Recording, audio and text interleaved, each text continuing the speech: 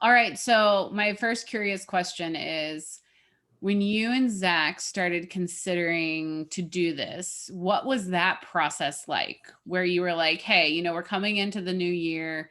We are, I don't know, what happened in that process where you were like, okay, let's do this together? Yeah, so Zach and I, for a few years now, we try to get away sometime in December. Like we pick a December getaway, we get out of the house, and we have done something kind of similar on our own, but extremely not focused. But we've tried to carve out a time and space that's like away from our daily routine, to reflect and plan and just kind of share what's going on in different aspects of life.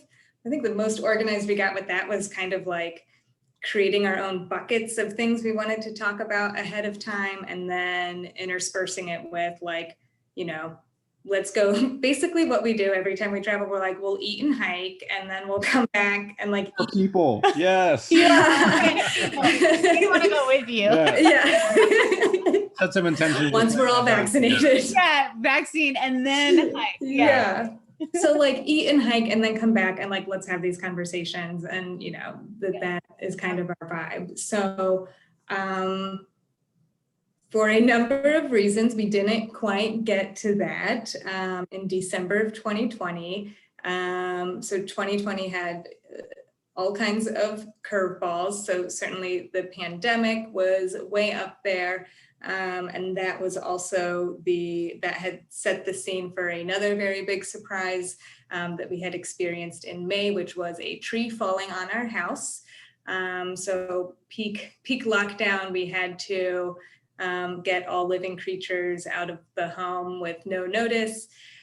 And it really just made an already chaotic year more chaotic. So where we were going to stay in the super short term, in the slightly longer short term, still trying to juggle working from home through all of that. We were very plugged into social causes over the summer. Like that was something that weighed really heavy on our hearts and brains, and calendars, frankly, just trying to do what we could. Planning a getaway just kind of got kicked down the priority list. But it was something that has been helpful for us before. And then I think separately, I just learned that you all were working on putting together this toolkit and that it was available online. And so I was like, oh, let me check this out. And it was very much up our alley in that it was a good mixture of types of conversations that we would typically have on the annual basis, but then structure and activities and prompts that we never would have done on our own that ended up being like really helpful to our conversation and to our future planning. What was one of those activities that you wouldn't have done on your own, but it was also really valuable to your conversations and your dialogue? The value setting. It's so funny, like values, I think for us at least, it's something that we're constantly talking about without ever like yes as the thing talking about. Yeah. Right. So like obviously our values are constantly guiding our decisions, but it's not typically so concrete as like, what is this actual attribute that we are striving toward? It's always been like, like weighing the pros and cons of any single decision. And we're kind of like talking around the values and through the values. So that was super helpful, I think, to like get that down on paper, and to each do it individually and then see what the overlap was. Like all of that was really helpful and not something we would have thought about doing on our own. Wow. I am so in love with that reflection, mostly because we have also, clearly that has been such an important part of our journey too. And we find that so many people resonate with that value section, because how often do you do that, especially with your partner? You write down your individual values and then see where they align, and then get to live through that lens over the years and then hold yourself accountable. And it becomes so important. At least for us, we've continued to see how helpful it is when making decisions then ongoing, especially in a hopefully we never get to another year like 2020, but no matter what the year brings or the day brings, having that value set allows for those decisions to become much more fluid and knowing. And what else was I going to say? There was another piece of that. And then honestly, I got distracted by the sound notifications. I'm going to put on my headphones. I hope I have not like No, all good. hypothetical clips to date. Let's see.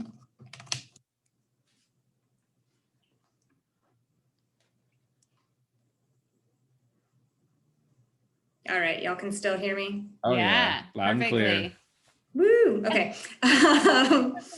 The other thing that has already been helpful for us is that we've already incorporated that language into how we discuss things moving forward. So we're no longer like obliquely making decisions of, like talking around our values, but we're able to point and say like, choosing to go and play ultimate frisbee with friends like reflects a value of wanting to spend as much time with friends as I can, like in a safe way.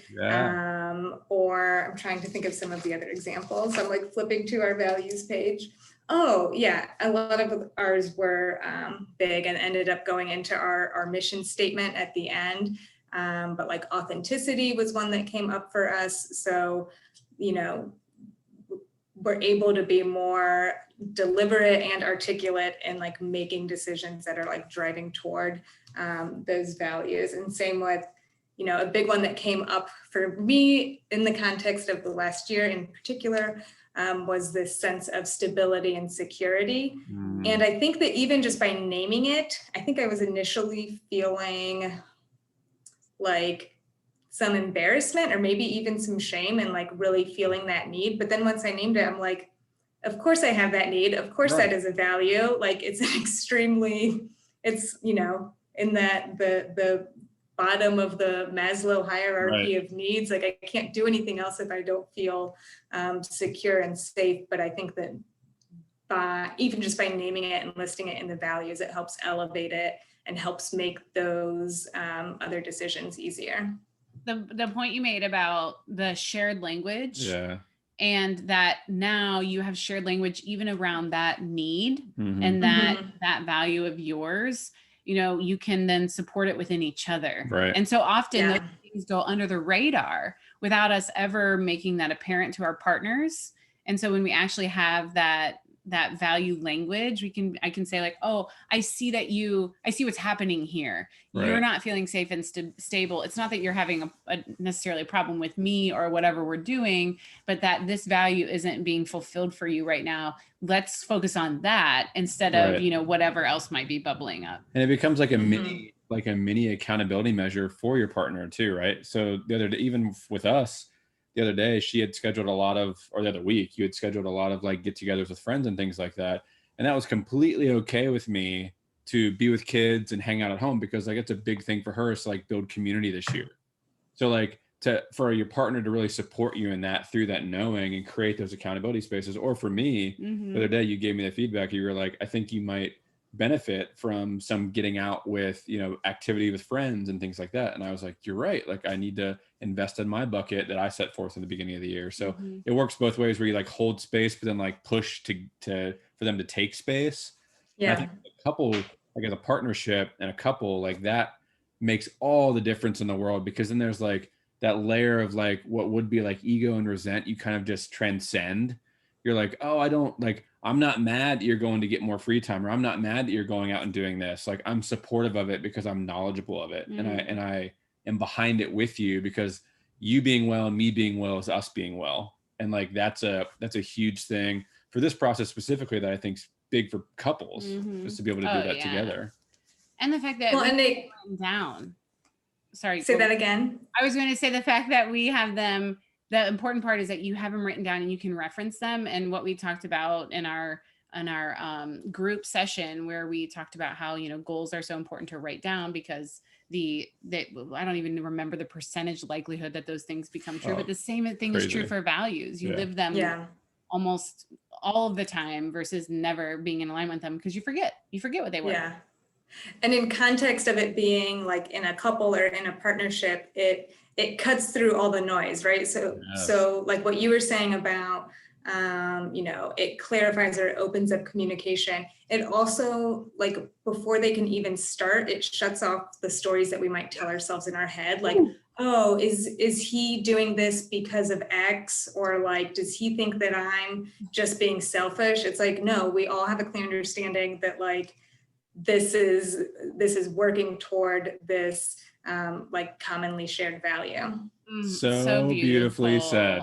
The fact that you did that, it's so inspiring to me that you all did that. And like, I'm sure, and this is my next curious question, as you go through the process, did you have any points of conflict or challenge, or maybe where your personalities differed, whether it was in, defining values, or maybe going into the absurd list, or whatever that is, did you have any moments where you're like, oh, there's a little bit of friction because we're different, we see this differently? I think if anything, it was the opposite, and the absurd list in particular. I think that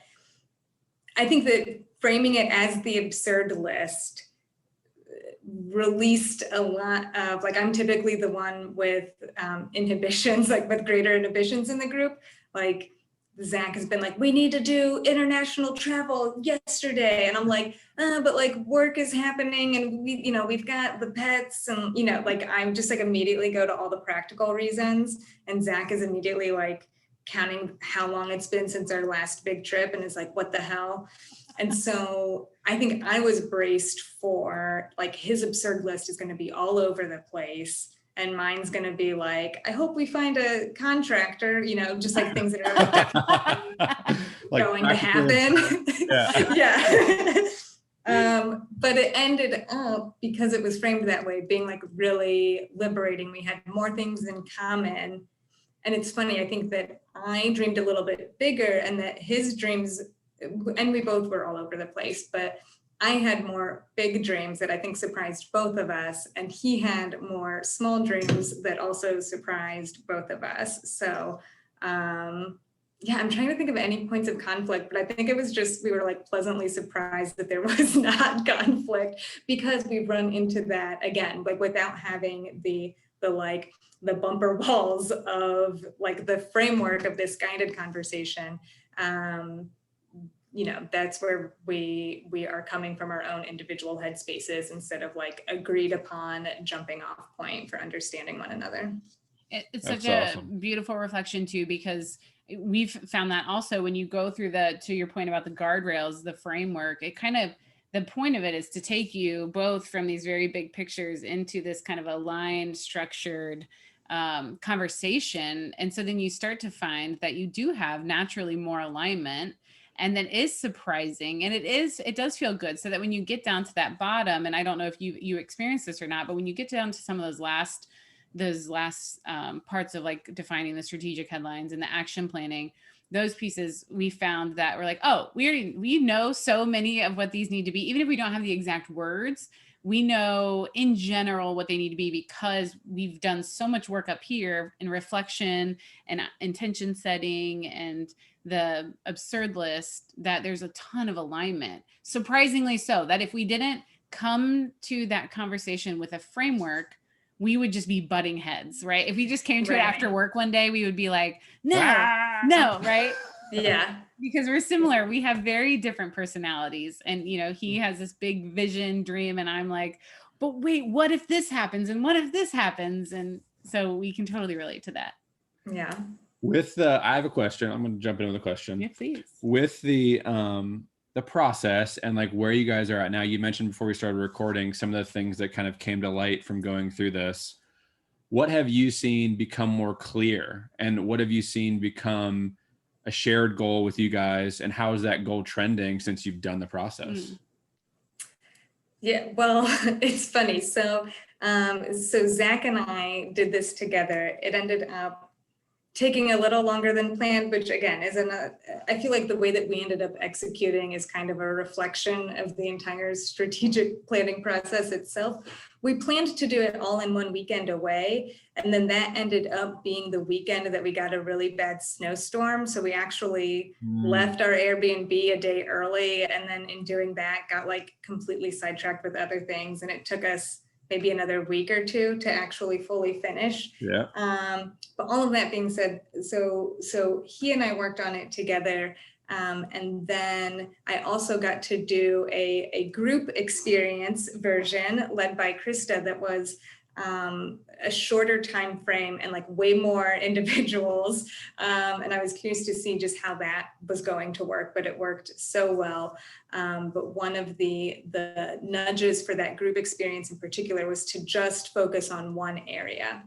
So when Zach and I were working on it together, we had a lot of different buckets that we were incorporating into the strategic plan. But in the group session, the coaching tip was just focus on one area. And so for me, what came up very quickly was this idea of home. Home is something that throughout the pandemic, I think the meaning has changed for basically everyone, right? Home is work, is school, is relaxation. It's like where you're supposed to recharge, but it's very difficult and challenging to doing that when it's everything else. Doing everything else too, right? So there was that going on. And then in May of 2020, we had a catastrophic accident at home where a tree fell on our house. And we're now 10 months out from that, and they're still rebuilding that house. So we have been incredibly fortunate that we've always had a safe and comfortable place to stay. But again, that was causing me to reflect more about home. And so that ended up being where I dialed in the focus there. And I was able to share that with Zach, that even though it was kind of tangentially part of our partner version, that I could share with him kind of these breakthroughs that I had in the group session, where I was able to see why home was so important. It was tied really closely to one of the values that Zach and I came to together when we did it as a couple, which is this idea of stability and security. And so I kind of, those two things ended up pulling together, where it's, I want the next space that I live in to be someplace that we create intentionally to be a stable place, to be someplace that we feel very secure and safe, and where we can host people and hopefully have them feel that same way too, have it be like a comforting, welcoming space that, can inspire conversation and good work and creative pursuits. I'm just very excited to be able to do that. And working through this process just helped me understand why I wanted to do that, right? And then it makes it a lot more exciting, and especially to reframe it as, this is something that I am building and something that I'm creating. I'm creating that beautiful home and that comfortable space and my haven with my partner, and I'm not running from the house that got smashed from a tree, right? Like, it's been really nice. Yeah, and so I just want to reflect when you shared that in the group, there was such a deep knowing when you said it, the way your voice sounded, the way that you expressed it. It was just so clear that you had this almost an alignment inside of you that was like, oh, I see where we're going. And we talked about that place that you're building and finding. And then my guess is you shared that with Zach. And then what happened? Because you've had progress on that front. Yes. So someone in the group made a joke that I set that as my intention, and then literally 3 days later, I was in contract on a house. And I wish that it were that easy. It took several months of looking, and that was not the first home we had put an offer in on. But I do think I approached the last one differently. And I think it very well could have been because of that work. Because, oh my gosh, okay, that group session would have been on a Wednesday. And I believe it was Thursday that I saw the house for the first time. We put in an offer, Saturday, and then I think I can't remember if we learned the following Sunday or Monday. But anyway, so it did happen pretty quickly. And I just had like a different energy going into that house where I was, picturing what it could be. I felt like I had the tools and the bandwidth to share that with everyone that I needed to, right? So being able to articulate that to Zach as we were walking through together and talking about it later, talking it through with our realtor, who also happens to be a close friend of ours, which helps too, that I was able to just bring my whole self into that transaction. I could not be more happy with how it went. And again, having that shared language and those tools, like Zach and I are able to instantly get on the same page for, cool, we've agreed on the house now, right? Like we're getting the house, haven't officially closed yet, but all signs are looking good.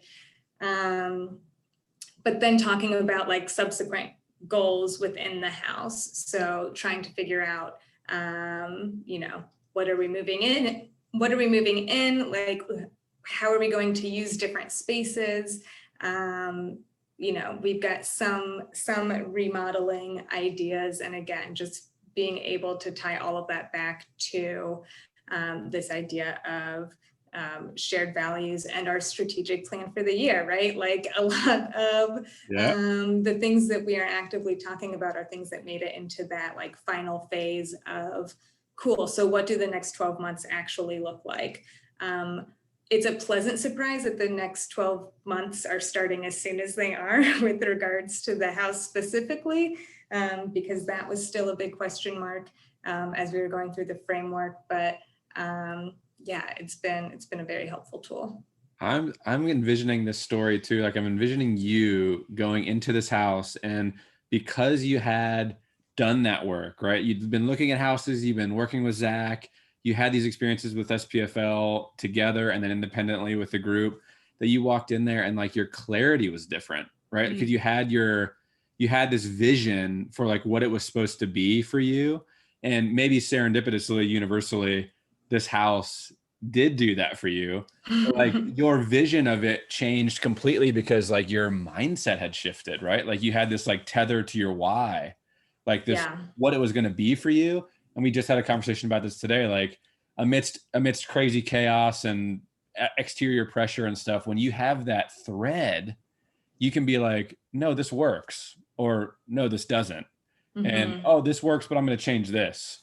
And like, you could begin to see really clearly, like your vision for your life. And that's so beautiful to hear you say that, like, especially with the house as a more concrete example that you came out with. That's awesome. And I'm also a big believer that you probably would have found this house anyway, right? Like you were going to have this house, but who knows if you may not have had those conversations with Zach and you wouldn't have had done all the work that you did and that you've been doing, that over the years that you've been doing to align and work together and hike and know each other, and then add on these more recent conversations, you may have questioned it. You may have said, okay, we found this house and it seems really perfect and great, but you would have left and said, yeah, we want this. And then, oh, but what about this? And what about that? Which I'm sure there's still an element of that. But from our perspective, whenever we have that thread, there's so much more comfort and trust. Calmness. Just, oh, that's the decision we're making because I know that stability and security is important. I know that hosting is important. I can see where it's going to happen. I know what it can look like and it feels in alignment. We always say that it's the flow of life and you can actually see the flow of life. And by having that clarity, you can jump into it confidently and say, oh, there's that entry point. That's what I want. I'm jumping into it instead of, the spinning. Right. What about this or what about that? Should we we'll go look at 5 more houses, you know? I don't think I had so few houses in me left to look at. I was like, I can't. I cannot see one more door. I need a win. No more doors. No more doors. Yeah. It's such a cool story. So we're really grateful for you sharing that example with us. So cool. Yeah. One more question that I have. I don't know how many more you have. I have one more to be conscious of your time too. From this process, you guys said that you were practitioners of this prior in your own ways, and you had gone through and created your own ways, and kudos to you guys, right? For like even doing that, right? Amazing. When you got your hands on this and you were working through it, what did you find to be the most helpful for you and your partnership, in going through that? So like reflecting to us, like what was of value the most of like the whole framework?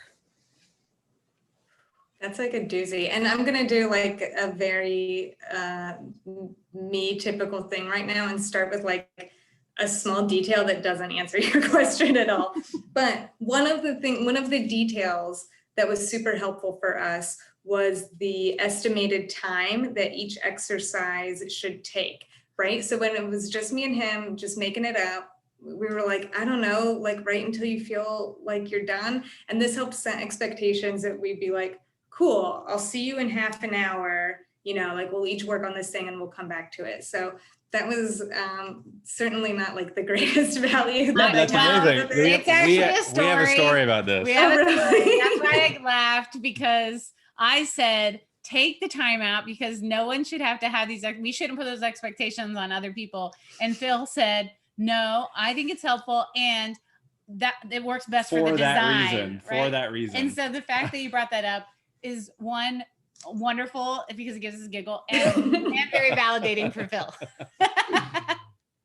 That's so funny. I will also say that we didn't always stick to the times, right? So there were some times where we took way less time, right. But it was still helpful to be like, let's use this as a starting point. Right. Yeah. That's very funny.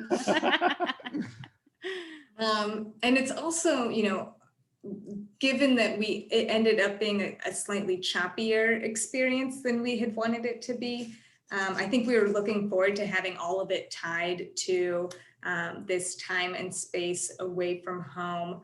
But again, having the entire framework where we knew what it was driving to, we knew why we were doing each of these exercises, made it easier to pick it back up when we did get back to like time and space where we could come back to it.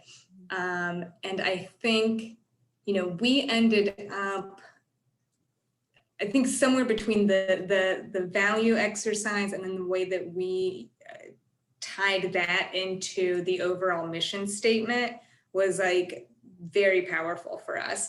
And then, you know, I've been in, I've got over a decade of nonprofit experience under my belt. So I've done a lot of like mission statement exercises.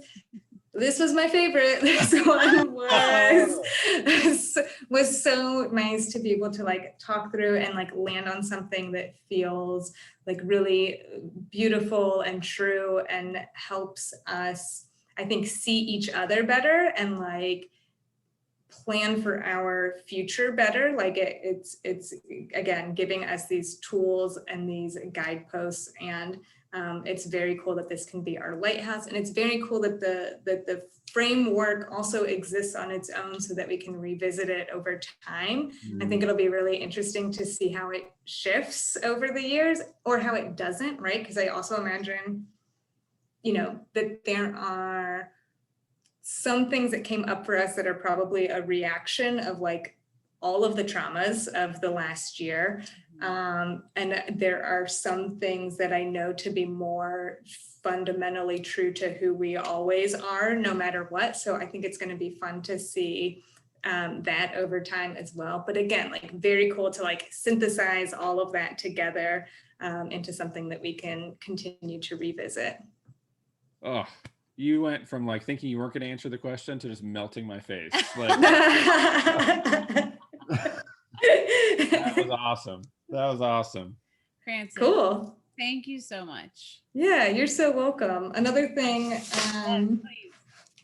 Oh, say that again. No, go ahead. So I've taken up cross stitching just like in the last couple months, because why not? You can see that's my very first little Behind you? cross stitch. Yeah, between the awesome. plant, between the fern and the thing. It's like a little Yeah. cacti and a sunset. But doing this, I want to do a little teeny tiny cross stitch for like each of like our value keywords that made it into our final mission statement. And they're each going to have like a little like symbol, and it's going to live in our bedroom at our new house. And I'm so excited. That's Oh, gosh, beautiful. that's so awesome. What a gift. I love that.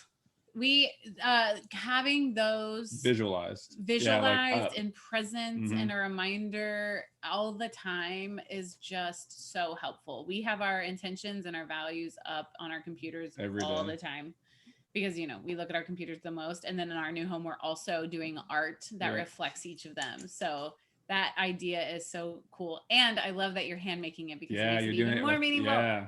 Oh, yay. Awesome. Go you. Thank you so much. Please, you're very welcome. To Zach and tell him yes for being a part of the experience and even our time and energy today, because even though he's not with us, we are feeling his vibes, and hopefully one day we'll get to be on a hike all together safely. That would be so nice. Enjoying some like fresh air and good conversations. Yeah.